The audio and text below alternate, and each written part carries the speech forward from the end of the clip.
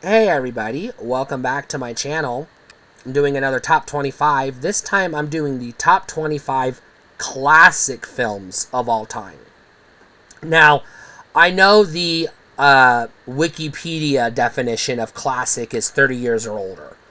But the academic definition of classic is stands the test of time.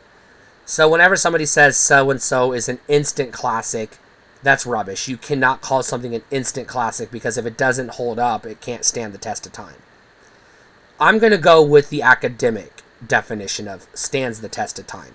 Movies that people are still talking about today, even if they don't hold up as like films because of the content or they're problematic for one reason or another, but they hold up as relics of the past.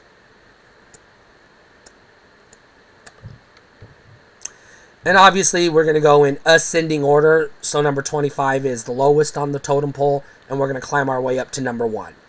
To that end, there's going to be a lot of films on here that you're going to see on other classic lists. You know, I studied film in college. I took classes in film history. I've seen every one of these films, so I can talk about them. Number 25 is The Omen. Now, The Omen is going to make your list whether it's horror specific or not, because The Omen is one of the classic horror films that is absolutely worth talking about.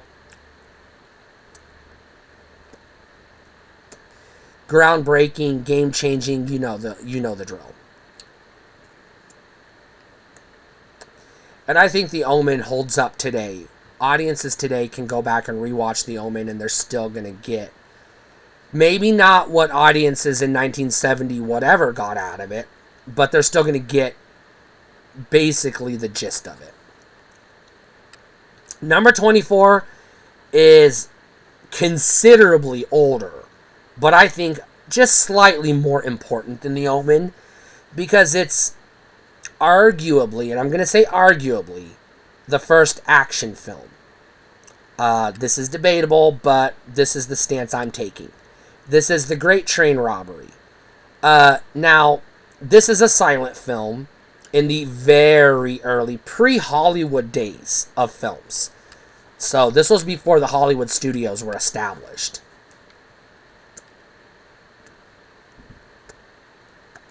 But I still think it's absolutely worth watching and studying and observing.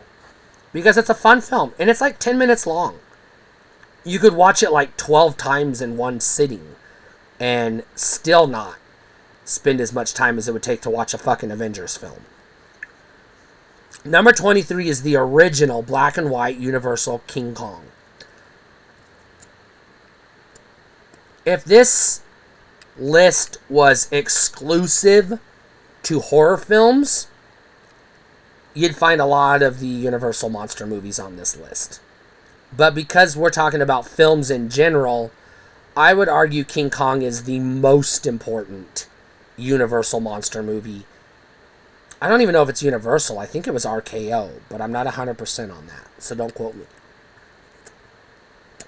But I would argue it was the most important monster film of the time because, one, it really went all in on the special effects compared to the others of the time, which had special effects but were pretty limited.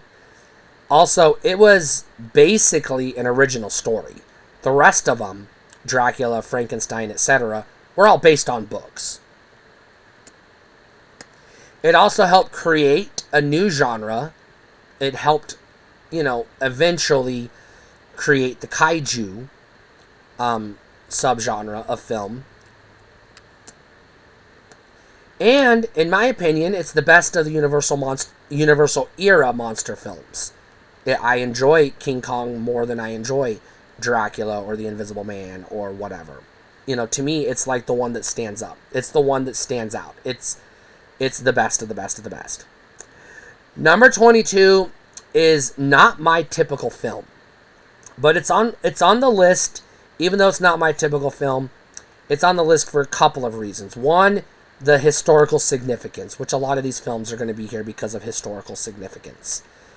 2, it's on this list because of all his films, this is the only one I can sit through on repeat viewings. This is The Shootist. Now, The Shootist is a John Wayne Western, but it is historically significant because it's the last one he did before he died, and he's dying in the film. That's the plot of the movie. But also, like I said, it's literally the only fucking thing he ever did I can sit through. So it's the only one that stands the test of time, because the rest of John Wayne's ilk belongs in the past with old-timers who grew up with it. Number 21 is The Birds. The Birds is not necessarily Alfred Hitchcock's best movie, because literally every movie he made is his best movie because he never made a dud. But it is significant for a couple of reasons. One, like I mentioned, the special effects. Yes, they look exceptionally dated by today's standards, but still believable because, believe it or not, he used more real birds than fake birds. And they only used fake birds when it was necessary, because you can't kill real birds without getting PETA up your butt. Which you shouldn't kill real animals anyways, never mind PETA. But The Birds is as a film, it has a legitimate good story, and it makes sense from a logical standpoint. But it also stands above most, but not all, of his other films. It still stands out. Number 20 is the Charlton Heston Planet of the Apes. I will not go so far as to say the only Planet of the Apes film worth watching, because there's some good ones in there, but it is by far the best. And it is a staple in the history of science fiction, because it was one of the first science fiction films you could take seriously as a film, not just some, piece of shit B cinema that people watched because they had nothing else to do on a Saturday. Number 19 and 18 are Disney fare. Number 19 is Mary Poppins. And I know Mary Poppins is beloved and it's historically significant, etc. But I think number 18 is a slightly more important film, even if it's not as universally recognized as Mary Poppins. And number 18 is Bedknobs and Broomsticks. And the reason why I personally rank Bedknobs and Broomsticks slightly higher than Mary Poppins is because Mary Poppins is fairy tale, Bedknobs and Broomsticks is witchcraft, and I'm a witch, so I have an affinity for witchcraft. Number 17, God, I gotta use my words. Number 17 is by far the best Western ever made. Not just the best spaghetti Western, but the Western of all Westerns. And you already know what it is without me saying it. It's the good, the bad, and the ugly. If I say, what's the greatest Western of all time, and you don't answer the good, the bad, and the ugly, you're probably a corpse. Number 16, I just talked about this on my Stanley Kubrick horror icon video, but number 16 is A Clockwork Orange. Now, Stanley Kubrick films exist in their own universe. They're their own thing. They're not horror movies, they're not action movies, they're not comedies, they're Stanley Kubrick films. That's what they are. That is their genre. There is no other genre. They're Stanley Kubrick films. And A Clockwork Orange is probably one of the most important films he ever made. I won't go so far as to say the best film he ever made, because that honor goes to number 15, Full Metal Jacket. I can rewatch A Clockwork Orange if I'm in the mood for some weird shit. But I'm going to rewatch Full Metal Jacket if it's just a fucking Saturday afternoon and I just need something to pass the time.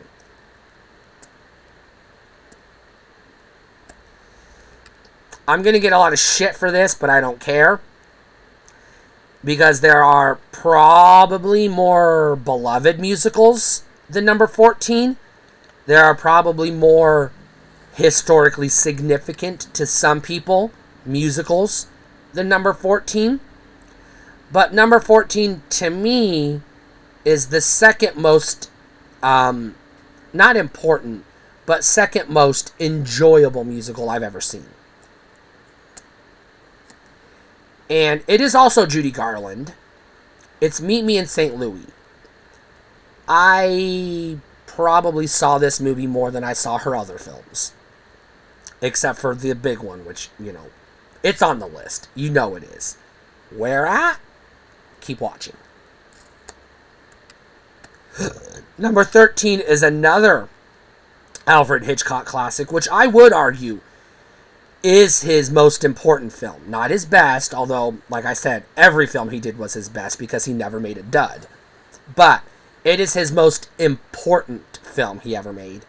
And it's obviously Psycho, because Psycho not only changed cinema forever in so many ways, it legitimized horror as a subgenre, or as a genre itself, and it laid the foundation for the slasher subgenre, which would dominate horror for the next 3 decades.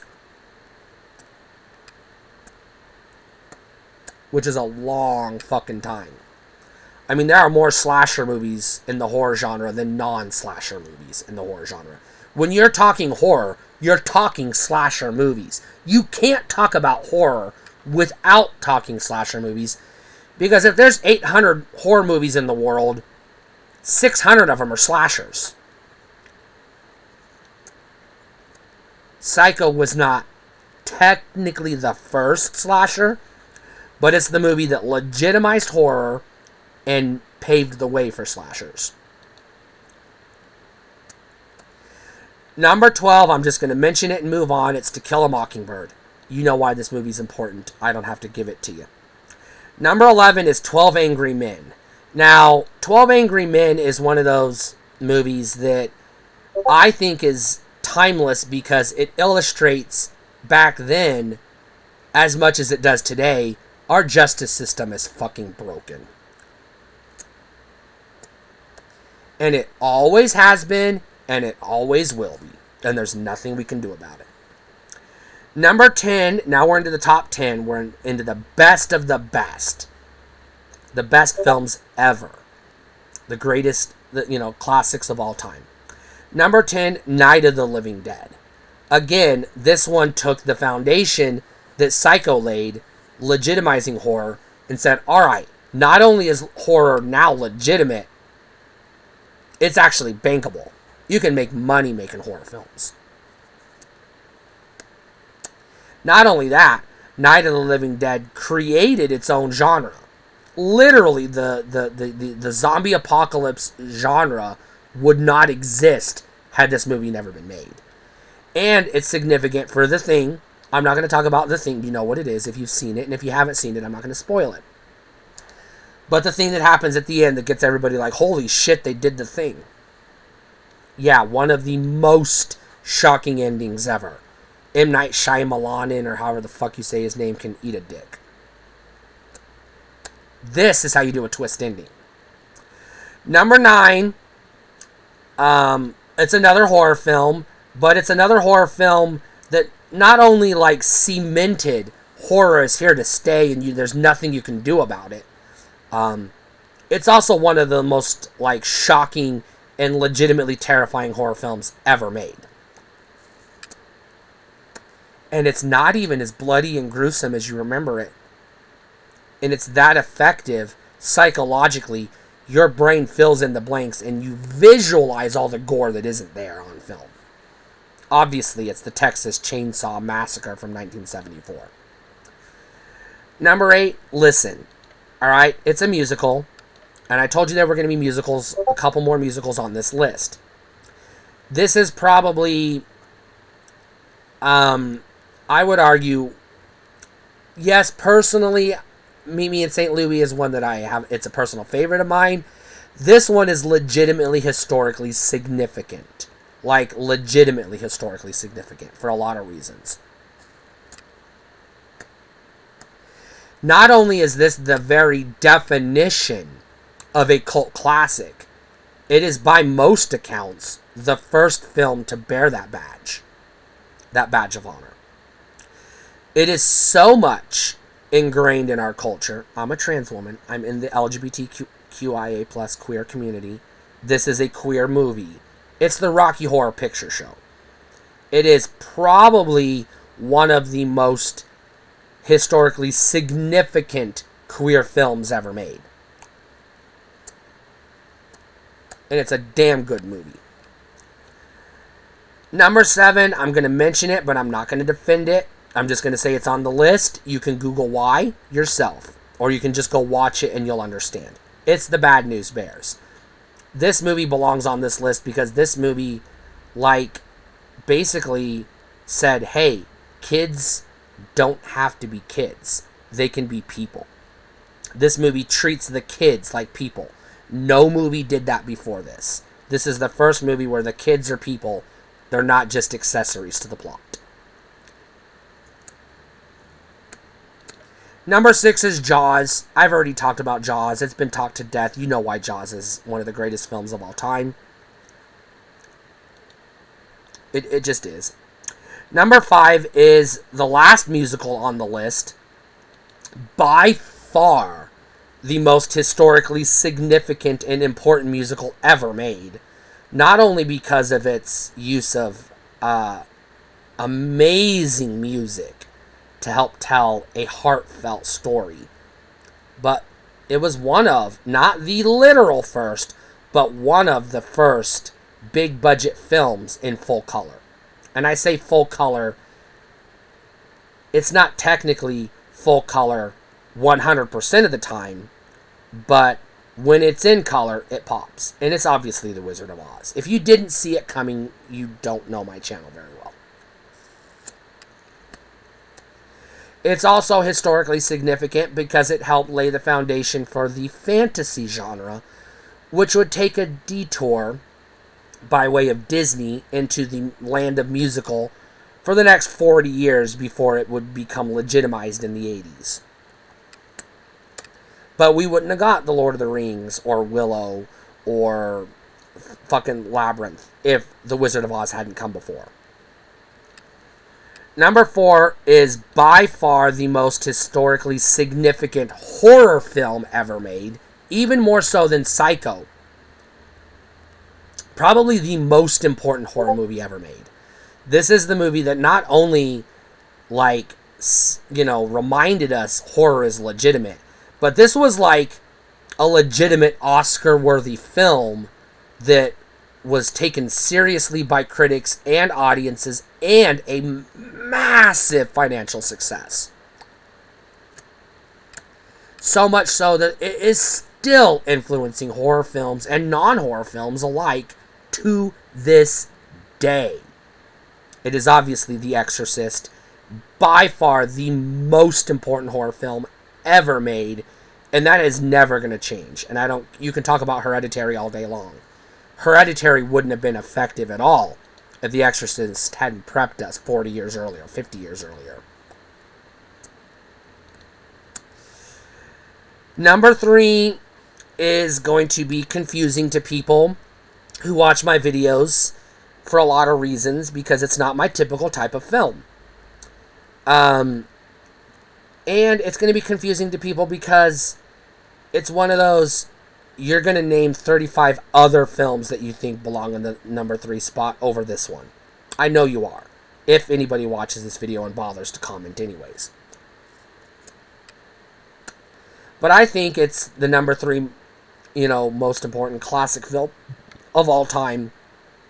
Because 1, it's a legitimate classic. Insofar as I have never met another person that didn't legitimately love this film. It is that beloved. It is universally beloved.